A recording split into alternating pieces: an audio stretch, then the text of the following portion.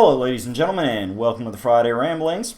We're here with some more Justice Society fun because the JSA just keeps getting more full of awesomeness. Every little member, every corner of it is all about what is great. With this in mind, we're going to discuss one of the most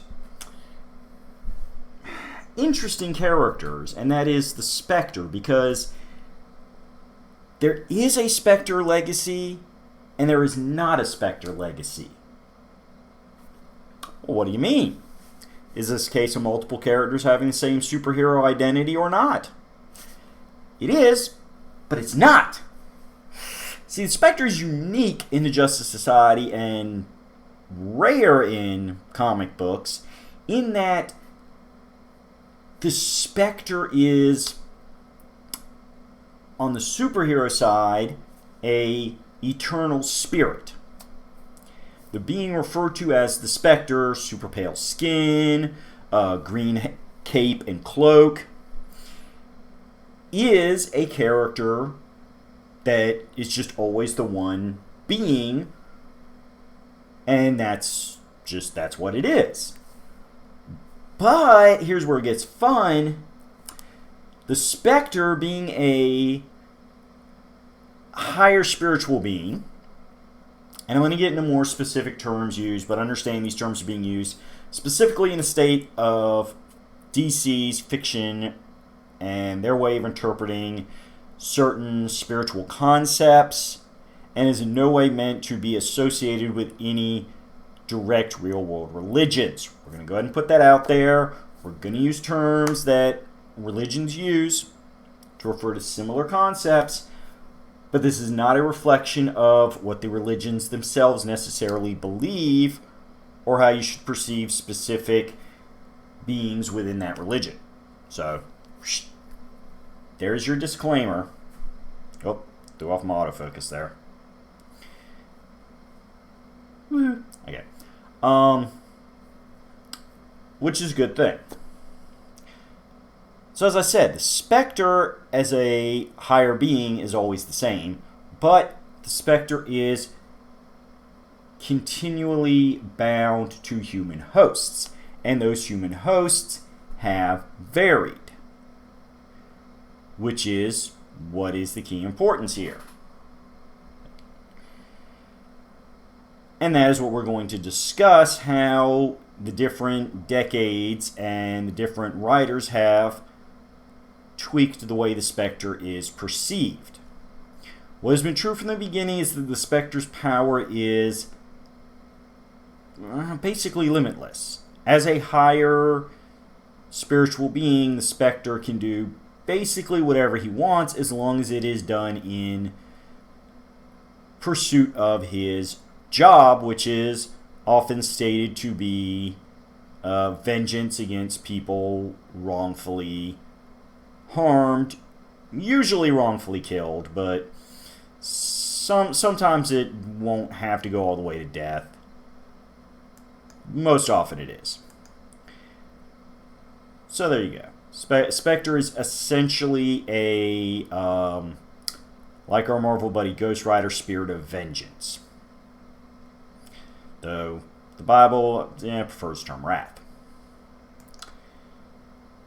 Alright, so the Spectre debuted in More Fun Comics number 52 in February of 1940, when grizzled cop Jim Corrigan, on his way to his engagement party to his fiancée Clarice, is murdered by thugs who stuff him into a barrel filled with cement and then thrown into a body of water. His spirit is refused entry into the afterlife, however, and he is sent back to Earth by an entity referred to only as the Voice. In later decades would alternately be referred to in DC as the Presence, to eliminate evil. This, yes, folks, for record, as I said, religious parallels here.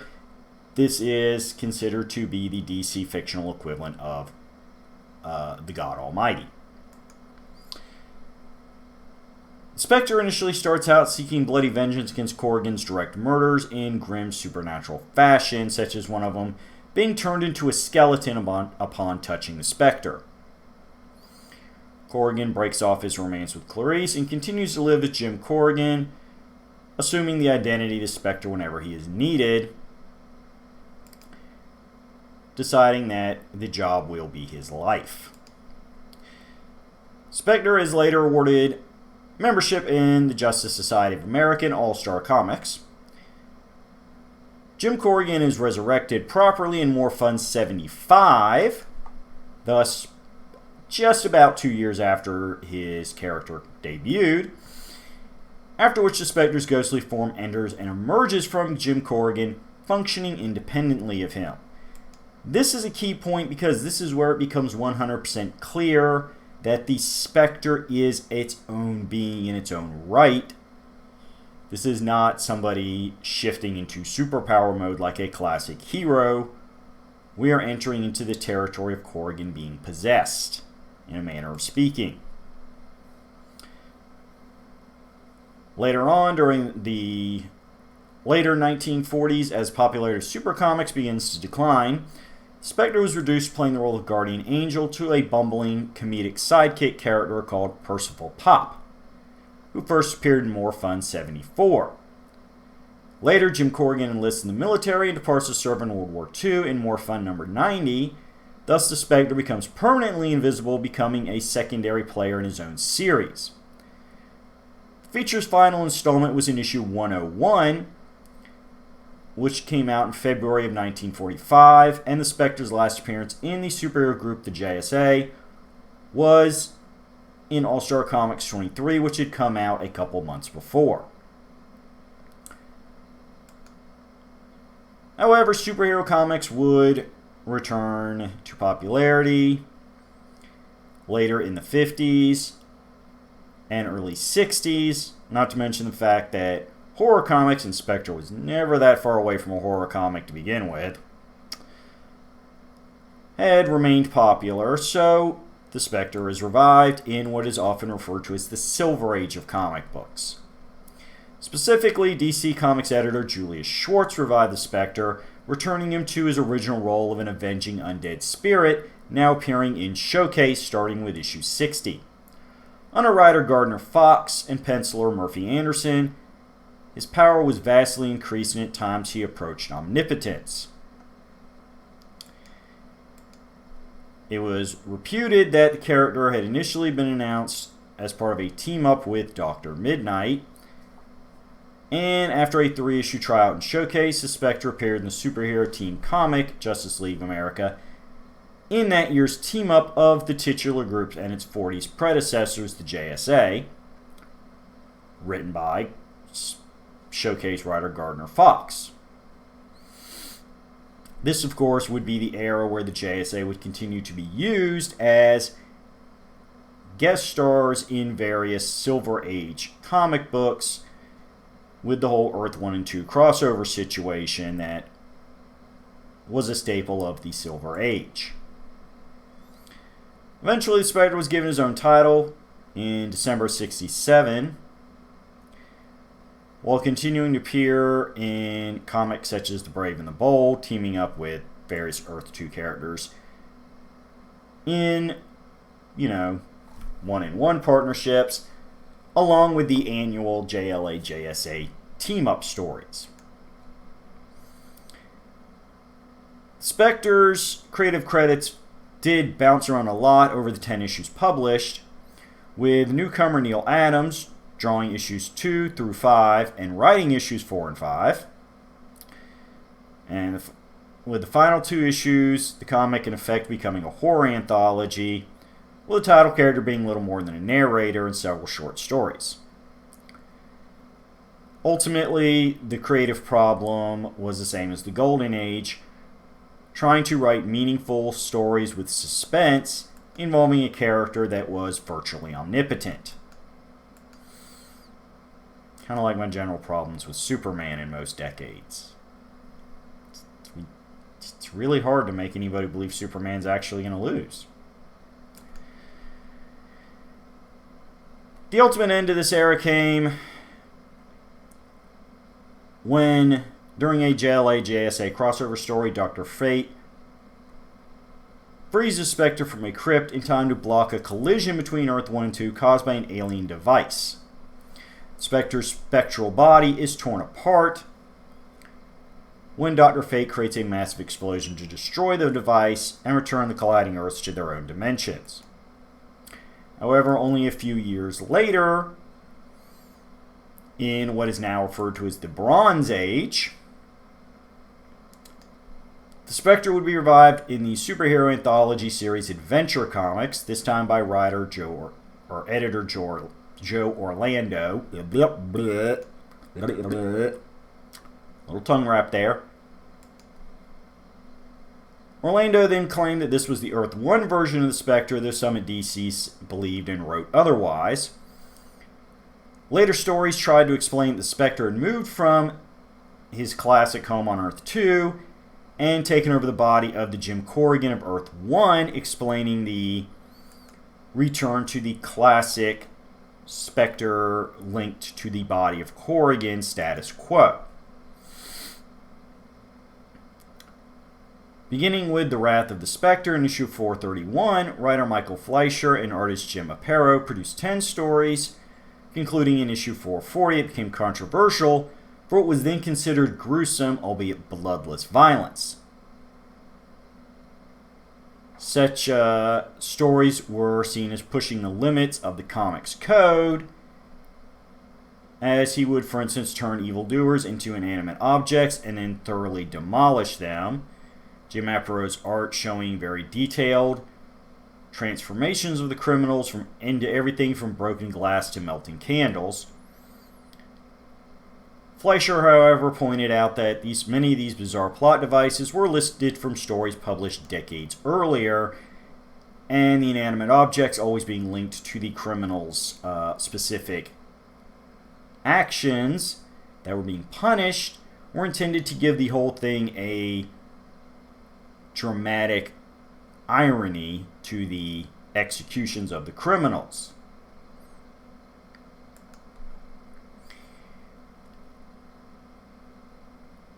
However, when it's all said and done, Spectre continued to attract an audience and maintain his presence in the Bronze Age, including making a guest appearance in the Dr. 13 feature of the comic magazine Ghosts, as well as guest appearances in The Brave and the Bold, DC Comic Presents, and All-Star Squadron.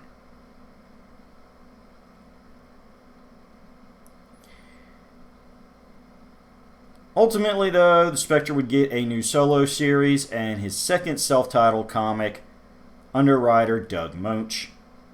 Corrigan becoming the central figure in a story of an occult-oriented private detective agency. Spectre's powers were significantly reduced here, with even the act of emerging from Corrigan's physical body being painful to both. The run ended with issue 31, and these are generally considered quite good stories, mostly because by lowering the power level of Spectre and putting more focus on Jim Corrigan, it brought the stories back to a much more relatable and dramatic route. Spectre was no longer a simple deus ex machina that could not fail to save the day, and it focused more on the human Jim Corrigan and his struggles dealing with being host to a spirit of vengeance. Ultimately, though, perhaps the most well-regarded and influential depiction of the Spectre is from John Ostrander in the post-crisis modern age. John Ostrander himself was a former theology student who chose to use a series to re-examine the Spectre in his aspects as both an avenging and the embodiment of avenging wrath, as well as Jim Corrigan's classic depiction as a brutal, gritty 1930s-style policeman. Ostrander places Spectre in complex, morally ambiguous situations that pose certain ethical questions, being, well, what kind of vengeance should be wrought upon a woman who killed her abusive husband in his sleep? I mean, that's a morally gray area. This is a guy that was himself committing a crime, and the person he was victimizing chose to pass judgment on him, that's a sticky situation. Other notable dilemmas include the pending execution of a wrongfully convicted man, where the Spectre threatened to kill the entire population of the state of New York if the execution was carried out, arguing that the people of the state of New York would have been culpable for what the Spectre considered murder. And as such, the story itself serves as a spiritual and philosophical debate on the nature of capital punishment. A 90-year-old woman who had spent her entire life trying to atone for the single murder she'd secretly committed in the 1920s. She felt guilty about it. She spent her life trying to balance the scales. Should she still have been punished for a murder she was never directly punished for? Ostrander himself also clarified and added several new concepts in the Spectre's history, such as revealing that the Spectre was meant to exist as the embodiment of the wrath of God, and that Jim Corrigan was not the first human spirit assigned to guide him while the Spectre existed on Earth, and that the Spectre's job as the wrath of God was in fact his own penance for having participated in Lucifer's rebellion. Furthermore, the idea proposed by John Ostrander was that Spirit was not the first embodiment of God anger, but was the replacement for the previously minor DC character Eclipso, Ostrander choosing to portray this as a distinction between the Spectre's pursuit of vengeance and the Eclipso's pursuit of revenge. Ostrander put it in this historical context that Eclipso was responsible for the biblical flood, while the Spectre was the angel of death who slew the firstborn Egyptian children.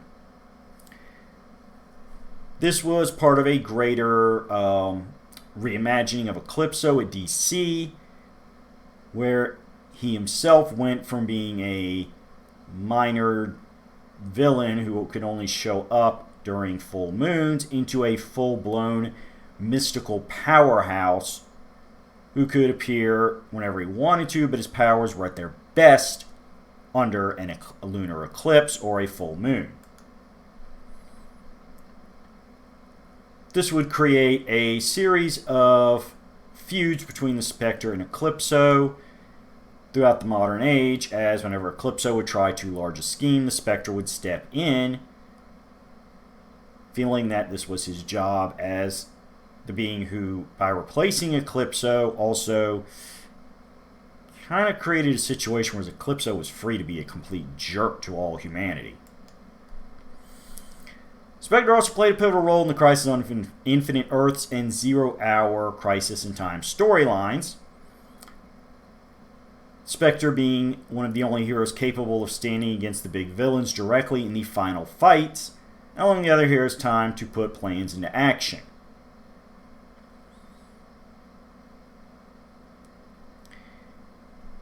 Ultimately, though, it should be noted that the stories in the Golden, Silver, and Bronze Age post-Crisis were, because the multiverse was merged into one singular universe, no longer a case of Earth 1 and Earth 2, as was considered at one point, but one long consistent history of one Jim Corrigan. However, I did say we had more human hosts, and this is where things get good. Alright, so a storyline is put where Jim Corrigan's soul is finally allowed to reside in peace and ascend to heaven. He relinquishes the Spectre and goes on to his eternal rest. However, in the meantime, as we have discussed in previous videos, Hal Jordan had a nervous breakdown upon the destruction of his hometown of Coast City, specifically him not being able to be there as he was out in space at the time on his way back to Earth. Later became the villain Parallax, later attempted to show that in his mind he was always a hero by dying to reignite the sun in the Final Night crossover. Thus, during a storyline referred to as the Day of Judgment, a different fallen angel attempts to gain the Spectre's power, And when Corrigan refuses to come back as he has found his peace and feels he no longer has what it takes spiritually to contain the wrath of the Spectre and direct it in the appropriate directions, the living heroes turn to heroes residing in purgatory, thus they do not have true spiritual peace, eventually recruiting Hal Jordan for both his desperate desire to repent for what he did as Parallax, as well as, like all great Green Lanterns, possessing incredible willpower, which would prevent him from being mentally and spiritually overwhelmed by the presence of the Spectre being bonded to him. This would lead to a new Spectre solo series written by J.M. DeMatteis, where Hal Jordan makes a few appearances across the DC universe, as well as pursuing the story in his own book, where he tries to tweak the Spectre's mission of vengeance into one of redemption, still punishing the evil, but in a much less final way, so that theoretically they could repent for what they have done and become better souls for it.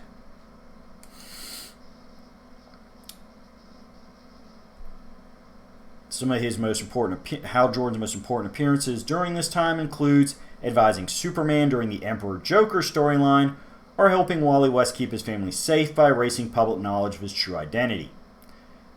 During this period, the new volume of Green Arrow that was written initially by Kevin Smith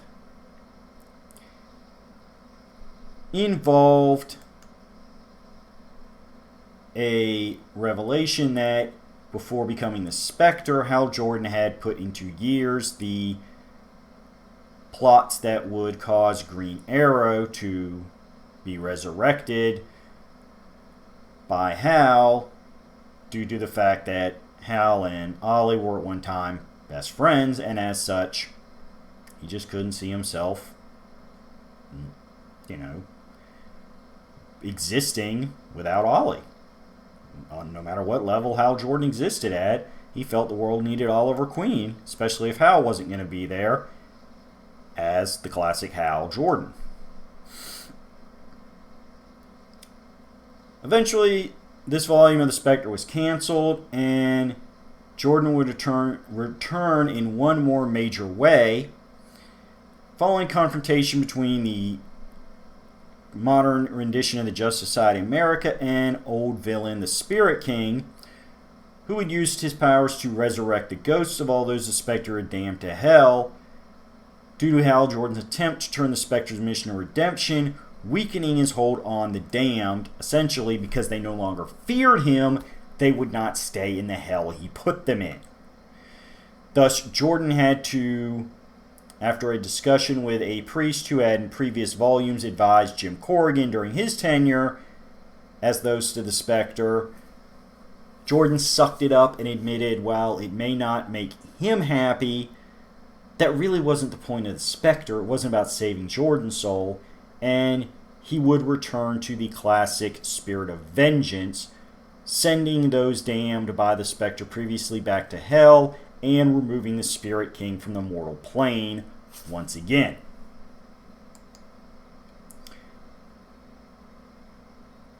This would lead into Green Lantern Rebirth,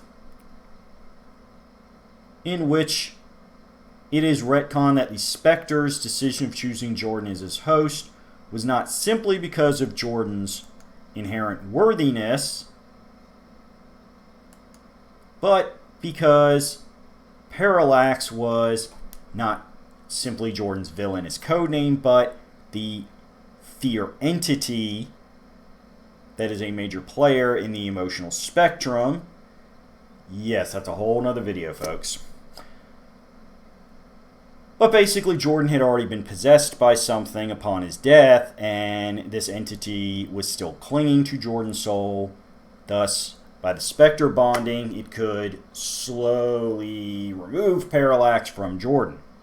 This would occur in the Green Lantern Rebirth series that also ended with Jordan being separated from the Spectre and being revived as a mortal, returning to being a Green Lantern. Unfortunately, a human host for the Spectre was not found right away, and we enter the Day of Vengeance series, in which the Spectre, without the human host to give him perspective and focus, was seduced by an Eclipso, now being itself riding along in a new host, that of Jean Loring. She convinces Spectre to remove all magic in the DC universe, as magic, by its nature, causing a rewriting of the universe that God created, meant that it was inherently anti-God and thus evil. The miniseries shows the hostless Spectre wreaking havoc all over the magic world, including the mass murder of over 700 battle-hardened magicians, destruction of the magic-fueled kingdom of Atlantis, and the just killing of the wizard Shazam, which impacted Captain Marvel, who of course is now known as Shazam because Captain Marvel's thing. Imprisoning Dr. Fate in a dimension inside his helmet, which would lead to the death of then Dr. Fate, or Naboo's human host, Kent Nelson, which we have discussed in the Dr. Fate Breakdown video. And many others being crippled and taken out of the fight. Eventually, the Spectre would be halted before destroying all magic, leaving just enough to create a new age of magic. Leading to the Spectre being channeled into the last human host we're going to discuss, and that is Crispus Allen. Similar to Jim Corrigan, Crispus Allen is a cop who was unfairly murdered. Crispus Allen being killed by a corrupt policeman, coincidentally named Jim Corrigan, although this one is definitely not the same Corrigan formerly associated with the Spectre. This Jim Corrigan is not a street cop and is written as a completely separate person, the name being essentially a meta joke on Spectre continuity.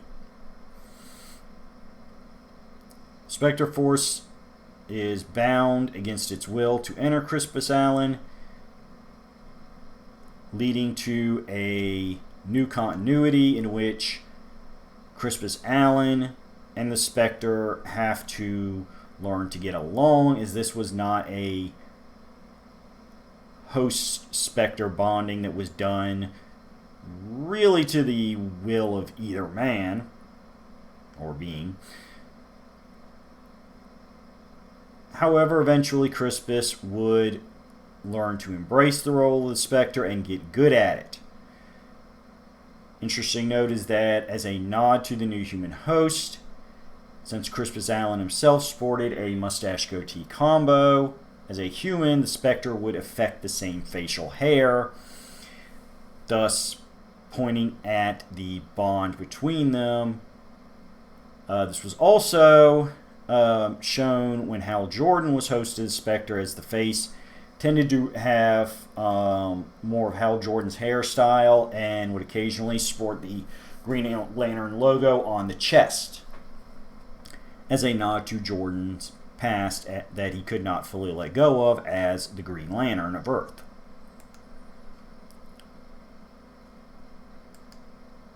Crispus Allen would serve as the Green Lantern all the way up through the New 52, which is where I cut off my discussions of DC continuity, because I feel bad when I think about what DC has done since the New 52. We've discussed this before in other Legacy videos, but that's your breakdown of the Spectre. At times, he's simply been a ghostly companion. At times, he has been the right hand of God. He has warred against beings capable of destroying the universe. in the most literal sense, and he has gone up against common one-off murderers.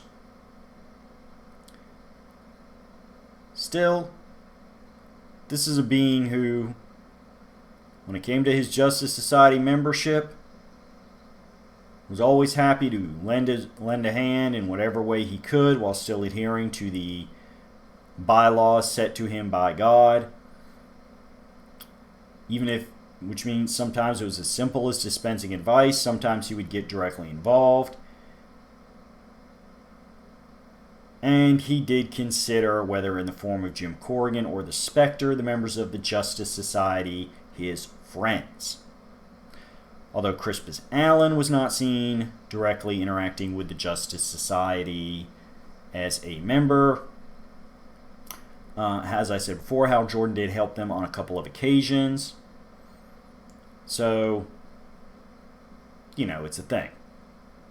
Still, we got a couple more Justice Society related videos left.